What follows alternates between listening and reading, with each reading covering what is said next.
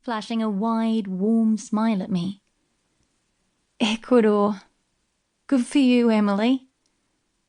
I'll see you before I go, I call after her. I'm not sure she's heard me. She's striding across the flooded forecourt, pulling her beanie onto her head. The turquoise looks vivid even through rain-streaming glass. She checks her watch before getting into the car. I bet she's already forgotten our conversation. She'll be thinking about snails, about what she's got to achieve over the weekend. Her brake lights flicker at the exit.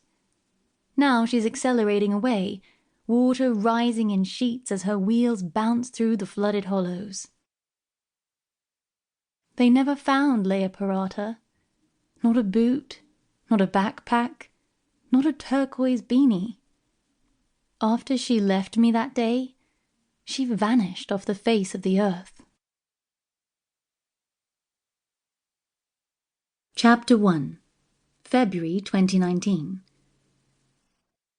The sign I painted 30 years ago still hung beside the road gate. Our Picoult. The name means end of the path, which seemed eerily apt right now.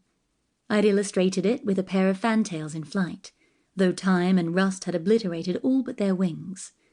Leaning out of the driver's window, I opened the creaking metal mouth of the mailbox. Mainly junk. A bank statement. The landscape was a bleached desert, acres of desiccated grassland even up here in the foothills.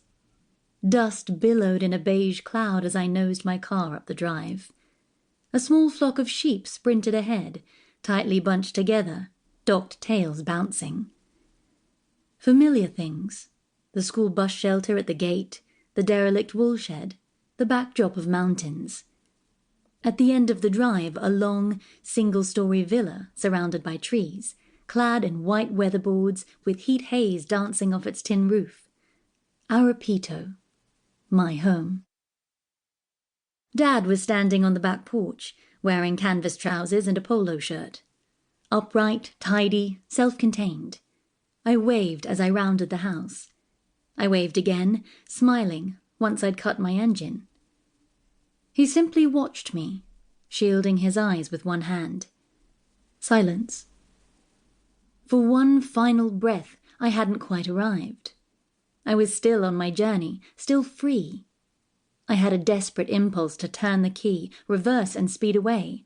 Back to the airport, back to my own life. Why was I here? What possessed me? I was here because of that phone call. Just a month ago, a wake-up call. I'd worked in my studio all day, gone out on the town to celebrate a friend's promotion, fallen into bed long after midnight. 4 hours later, the blaring of my phone dragged me from the paralysis of dream. Still dark, silly o'clock. Must be Nathan calling from Malaysia? No, he'd moved on. Jakarta. My son never worried too much about what time it was in London, especially when he'd run out of money and wanted a payout from the bank of Mum. Nath? What's up? My tongue was still numbed by sleep. Not Nathan. My caller was a woman. Oh, Emily, I'm so sorry. Have I woken you? I lay with my eyes shut, trying to place the voice. A New Zealander for sure. I wasn't in touch with many people in Tawanui, and these deep, placid tones certainly didn't belong to my sister. Carmen always sounds as though she's about to slap someone's face. I forgot the time difference, the woman said. Ah, now I had it. Richard Parata, our neighbour, our school bus driver. Leah's mother, the woman whose name was synonymous with tragedy.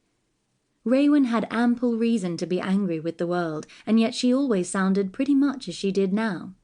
Interested, gently determined. Something must be wrong with Dad. I couldn't remember when I last lifted the phone to call him. Damn it, I meant to. Maybe I ought to fly back for the funeral.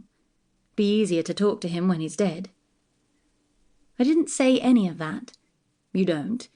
You observe the social niceties, even when you know bad news is coming. Raywin, how are you?